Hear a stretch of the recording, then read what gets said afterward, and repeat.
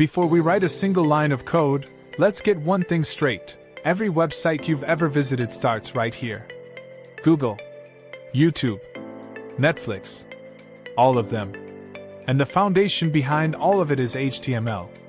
In this chapter, we're breaking it down from absolute zero, no jargon overload, no confusion. You'll learn what HTML actually is, why it exists, and how browsers understand it.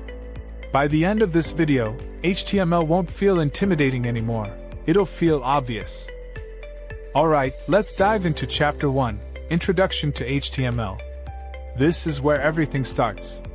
HTML stands for HyperText Markup Language, and it's honestly simpler than you think. Despite the fancy name, HTML is just a way to tell your browser, hey, this is a heading, this is a paragraph, this is a link, and so on. Think of HTML like the skeleton of a human body. It provides structure and organization. Without structure, a website is just random text and images floating around. But with HTML, everything has its place. You're telling the browser, this is the most important heading, these are smaller subheadings, this is just regular text, and this is a link to somewhere else. The browser reads these instructions and displays them accordingly. Now let's look at a simple HTML document. Every single HTML page follows this structure. First, you declare it's an HTML5 document with this exclamation mark tag. Then you have the opening and closing HTML tags, everything goes between these. Inside the HTML, you've got two main sections, the head and the body.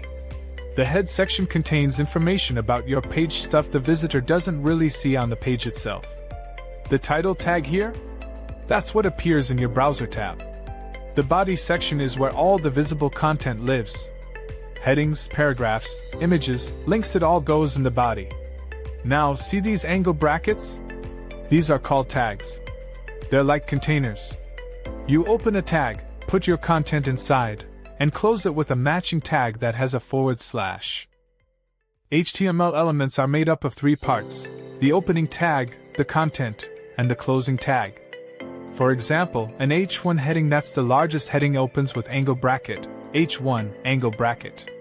Then your heading text goes here, whatever you want it to say. Then you close it with angle bracket, / H1, angle bracket. Every single element follows this pattern. Tags tell the browser what type of content it is, and the browser knows how to display that type. Now here's something important. Web browsers exist to read HTML and display it correctly. Chrome, Firefox, Safari, Edge, they're all HTML readers. They don't show you the tags, they read the tags and use them to figure out how to display your content. Your browser is basically following instructions. It sees an H1 tag and thinks, oh, this should be big and bold. It sees AP tag and thinks, this is regular paragraph text. HTML has been around since 1989. Tim Berners-Lee invented it, and it's evolved over the decades. We're using HTML5 now, which is the latest standard. HTML5 introduced tons of new features and improved how browsers interpret code. But the fundamentals remain the same, it's still just tags organizing your content. Every website you visit, from tiny personal blogs to massive corporate sites like Google or Netflix, they're all built on this same HTML foundation. Now that you understand what HTML is and how it works, we're ready to start building actual pages. Thanks for watching my video. Also check out the notes that are available in my video's description.